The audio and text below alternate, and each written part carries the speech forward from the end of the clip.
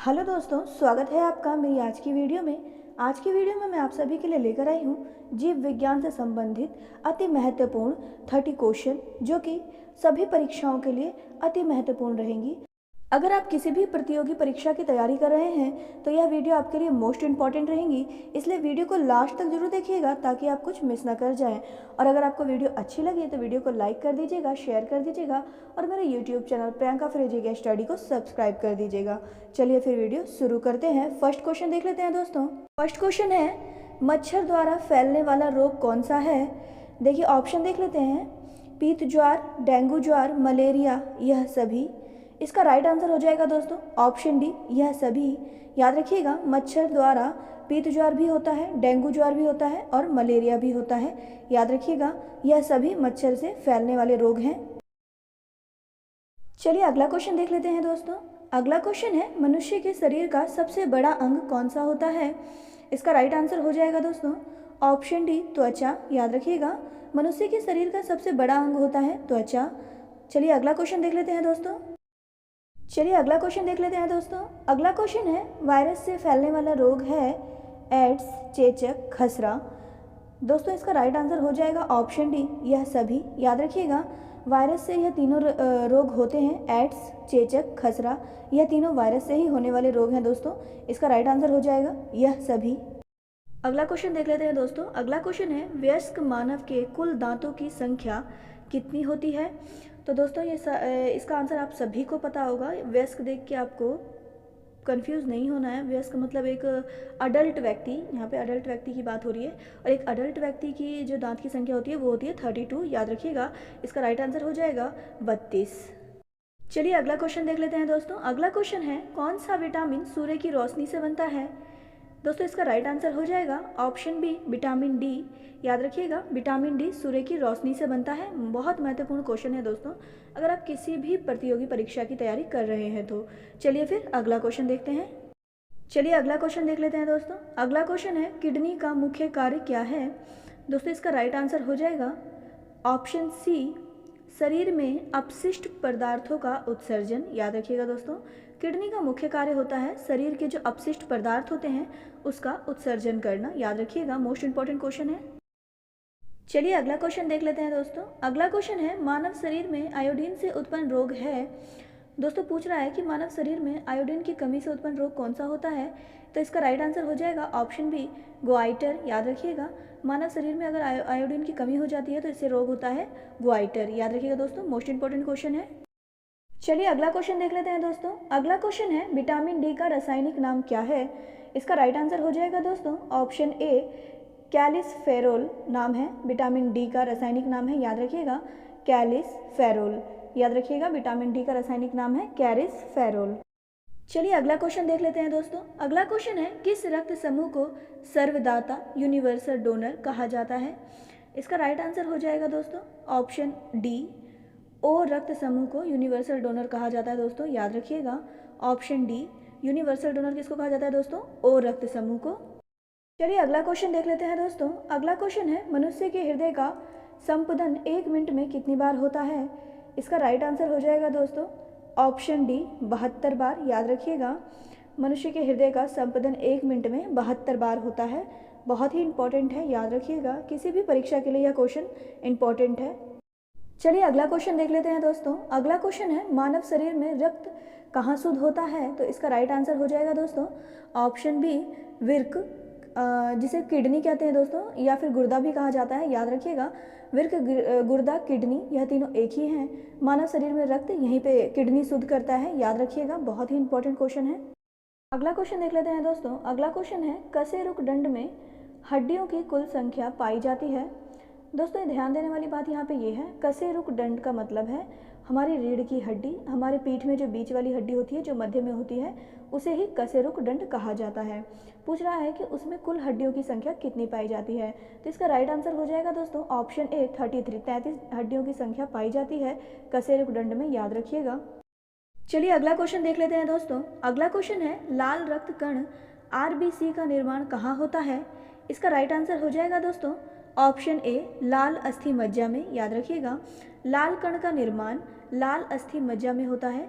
जिसको short form में कहा जाता है आरबीसी। याद रखिएगा दोस्तों, मोस्ट इंपॉर्टेंट क्वेश्चन है। यह सभी क्वेश्चन दोस्तों मैंने आपके लिए सिलेक्टेड लिए हैं जो कि लगातार एग्जाम में कंटिन्यू पूछे जाते हैं, इसलिए यह सभी क्वेश्चन आपके लिए इंपॉर्टेंट है। चलिए अगला क्वेश्चन देख लेते हैं दोस्तों। अगला क्वेश्चन है, आँख के किस भाग के नष्ट होने पर आँखों की रोशनी समाप्त हो जाती है? तो इसका राइट आंसर हो जाएगा दोस्तों option C, cornea. Cornea plus होता है दोस्तों आँखों के अंदर एक, जो कि अगर नष्ट हो जाता है तो आँखों की रोशनी समाप्त हो जाती है। याद रखिएगा, कर्निया प्लस के नष्ट होने से आँखों की रोशनी समाप्त हो जाती है दोस्तों। चलिए अगला क्वेश्चन देख लेते हैं दोस्तों। अगला क्वेश्चन है, इंसुलिन की कमी से उत्पन्न होने वाला रोग कौन सा है? तो इसका राइट आंसर हो जाएगा दोस्तों ऑप्शन सी, डायबिटीज़। याद रखिएगा, इंसुलिन की कमी हो जाती है बॉडी में तो डायबिटीज़ जो होता है रोग हो जाता है मानव बॉडी में। याद रखिएगा, बहुत ही इंपॉर्टेंट क्वेश्चन है दोस्तों। चलिए अगला क्वेश्चन देख लेते हैं दोस्तों। अगला क्वेश्चन है, मानव किडनी का वजन कितना होता है? इसका राइट आंसर हो जाएगा दोस्तों ऑप्शन बी, 150 ग्राम। मानव की एक किडनी का वजन दोस्तों 150 ग्राम होता है। याद रखिएगा। चलिए अगला क्वेश्चन देख लेते हैं दोस्तों। अगला क्वेश्चन है, मनुष्य शरीर में पसलियों की संख्या कितनी होती है? तो इसका राइट आंसर हो जाएगा दोस्तों, वैसे अगर नॉर्मल आप बात करें तो मनुष्य शरीर में 24 पसलियों की संख्या होती है, पर यहाँ पे जोड़ी में पूछा गया है तो इसका राइट आंसर हो जाएगा ऑप्शन ए, 12 जोड़ी।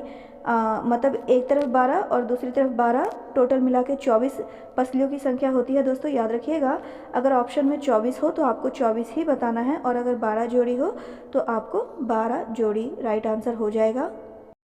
चलिए अगला क्वेश्चन देख लेते हैं दोस्तों। अगला क्वेश्चन है, मनुष्य के रक्त का पीएच मान कितना होता है? तो इसका राइट आंसर हो जाएगा दोस्तों, मनुष्य के रक्त का पीएच मान होता है ऑप्शन बी, 7.4। याद रखिएगा, ऑप्शन बी राइट आंसर है, 7.4 मनुष्य के रक्त का पीएच मान होता है दोस्तों। चलिए अगला क्वेश्चन देख लेते हैं दोस्तों। अगला क्वेश्चन है, कुत्ते के काटने से जिस विषाणु के द्वारा घात रोग उत्पन्न होता है वह कहलाता है, वह क्या कहलाता है दोस्तों? क्वेश्चन पूछ रहा है। तो इसका राइट आंसर हो जाएगा दोस्तों ऑप्शन ए, हाइड्रोफोबिया।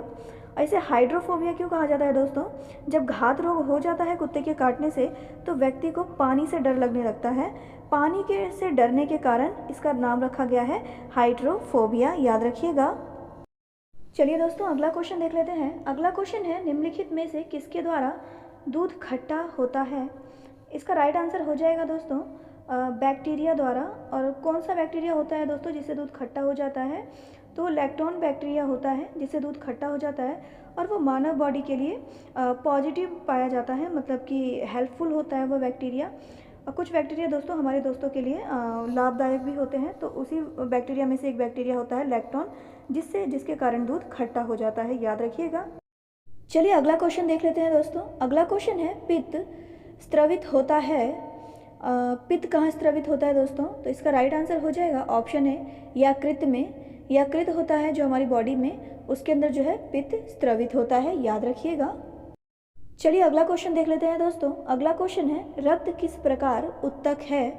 इसका राइट आंसर हो जाएगा दोस्तों ऑप्शन डी, संयोजी। संयोजी प्रकार का उत्तक रक्त है। याद रखिएगा। चलिए अगला क्वेश्चन देख लेते हैं दोस्तों। अगला क्वेश्चन है, मछलियाँ किस अंग से सांस लेती हैं? तो इसका राइट आंसर हो जाएगा दोस्तों, मछलियाँ जो है अपने गलफड़ या फिर गिल से सांस लेती हैं। तो इसका राइट आंसर हो जाएगा ऑप्शन ए, गिल। याद रखिएगा, मछलियाँ अपने गिल या गलफड़ से सांस लेती हैं। चलिए अगला क्वेश्चन देख लेते हैं दोस्तों। अगला क्वेश्चन है, मनुष्य के मस्तिष्क की सबसे बाहरी झिल्ली है। पूछ रहा है कि मनुष्य के मस्तिष्क की सबसे बाहरी झिल्ली कौन सी होती है? तो इसका राइट आंसर हो जाएगा दोस्तों ऑप्शन बी, ड्यूरामीटर। याद रखिएगा, मनुष्य के मस्तिष्क के बाहरी झिल्ली को ड्यूरामीटर कहा जाता है। चलिए अगला क्वेश्चन देख लेते हैं दोस्तों। अगला क्वेश्चन है, एक स्वस्थ मनुष्य का रक्तचाप कितना होता है? तो इसका राइट आंसर हो जाएगा दोस्तों ऑप्शन ए, एक स्वस्थ मनुष्य का रक्तचाप होता है दोस्तों 120/80। याद रखिएगा, अगर इससे ऊपर ज़्यादा होता है तो हमारे बॉडी का जो होता है कि बीपी कम ज़्यादा हो जाता है। याद रखिएगा, ये बीपी से संबंधित होता है रक्तचाप। चलिए अगला क्वेश्चन देख लेते हैं दोस्तों। अगला क्वेश्चन है, शरीर की सबसे बड़ी ग्रंथि कौन है? इसका राइट आंसर हो जाएगा दोस्तों यकृत।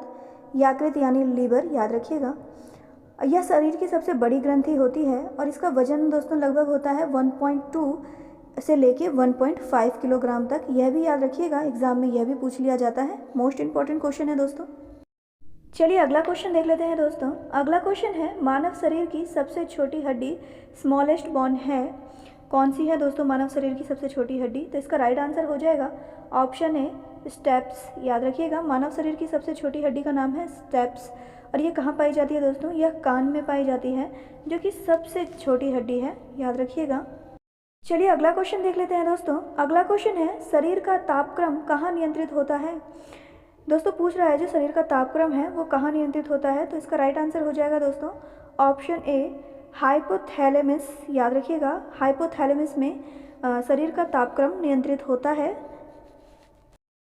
चलिए अगला क्वेश्चन देख लेते हैं दोस्तों। अगला क्वेश्चन है निम्न में से कौन सा एंजाइम लार में पाया जाता है? दोस्तों याद रखिएगा टाइलिन एंजाइम लार में पाया जाता है। तो इसका राइट आंसर हो जाएगा दोस्तों ऑप्शन बी टाइलिन एंजाइम लार में पाया जाता है। चलिए अगला क्वेश्चन देख लेते हैं दोस्तों। अगला क्वेश्चन है भोजन का पाचन प्रारंभ होता है, पूछ रहा है दोस्तों भोजन का पाचन कहाँ से प्रारंभ होता है? तो वो होता है दोस्तों मुंह से, याद रखिएगा। तो इसका राइट आंसर हो जाएगा ऑप्शन ए मुख से।